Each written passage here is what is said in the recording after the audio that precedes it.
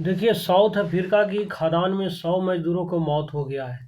2 महीने से इसमें तो 400 लोग दिया है। आज पर बड़ा न्यूज़पेपर में 500 लोग से ज़्यादा बताया जा रहा है कि फंसे हैं। और मैंने मौत भी बहुत सारे लोगों को हो गया है, अभी तक तो और फंसे ही हैं। यानी भूख प्यासों से जान चली गई। सोने की अवैध खुदाई का मामला था। पुलिस जबकि इन लोग को पहले भी माना कर चुकी थी कि भाई ये सरकारी विभाग के द्वारा तो खनन हो नहीं रहा है। पुलिस के डर से बहुत बार कार्रवाई भी करने की पुलिस कार्रवाई की, जिसके डर से, पकड़ाने के डर से इन लोग अंदर से बाहर निकल नहीं रहे थे। और अंत में ऐसा हुआ कि भूखे प्यासे के चलते अभी तक तो 100 मजदूर मर गए हैं। और अभी तक मैंने 500 से ज़्यादा लोग अभी फंसे हैं। अब इनके देखिए इस तरह के हाल हमारे आसाम में हुआ था, जो कोयला में फंस गए, पानी उसमें घुस गया 100 फीट के अंदर। फिर उत्तराखंड में हुआ था, टनल बनने के दरमियान देखे होंगे। अब इसमें जो आया है कि साउथ अफ्रीका में जब सोने की खदान में 100 से ज़्यादा मजदूरों की मौत हो गई।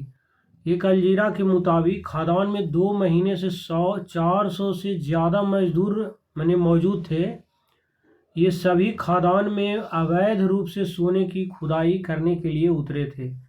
मतलब सरकार की तरफ से तो मैंने नहीं दिया गया था। इन लोग मैंने सरकार को छुपाकर सोने की खुदाई कर रहे थे। मौके पर राहत बचाव के लिए जो स्पेशल माइनिंग रेस्क्यू टीम को भेजा गया, भूख और प्यास की वजह से मजदूरों की अपनी जान गंवानी पड़ी।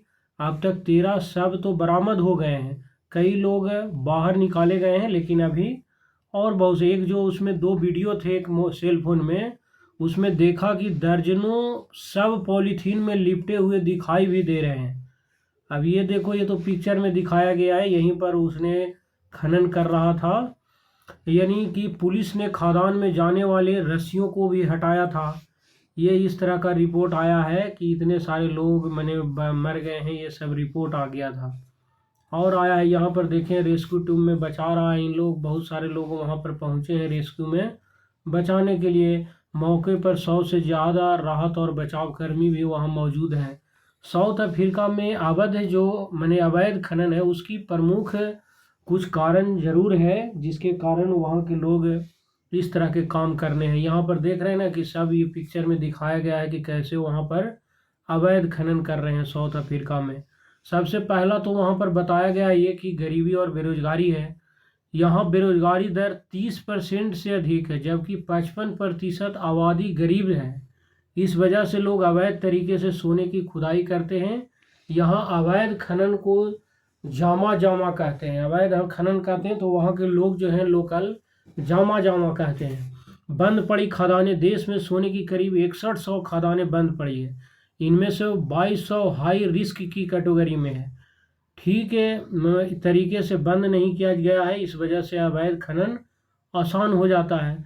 और तीसरा काम यह है कि सोने की ऊंची कीमतें हैं कि चलते यहाँ अवैध खनन को बढ़ावा मिल रहा है ना। और चौथा है निगरानी में कमी। सरकार के भ्रष्टाचार और निगरानी की कमी की वजह से यहाँ लोग खनन को ज़्यादा बढ़ावा मिलता है। दूर दराज के इलाकों में निगरानी के लिए जरूरी साधनों की कमी भी इसकी एक बड़ी वजह मानी जाती है। वर्ल्ड गोल्ड काउंसिल के अनुसार गोल्ड की माइनिंग को 4 स्टेज और उनमें लगने वाला वक्त होता है। पहली स्टेज में है सोने की खदान को खोजा जाता है, जिसमें 1 से 10 साल लग जाते हैं। दूसरी स्टेज में खदान को डेवलप करता है 1 से 5 साल के अंतर्गत। तीसरी स्टेज में गोल्ड माइनिंग किया जाता है, जो 10 से 30 साल तक लगते हैं। और चौथी स्टेज में खदान को बंद करना, जो बंद करने में 1 साल से 5 साल तक का समय लग जाता है। तो बेचारा अब वहाँ 100 लोगों तो अभी बहुत हो गया। अभी कितनी आंकड़ा आएगा वो तो वहाँ का सरकार ही बता पाएगा।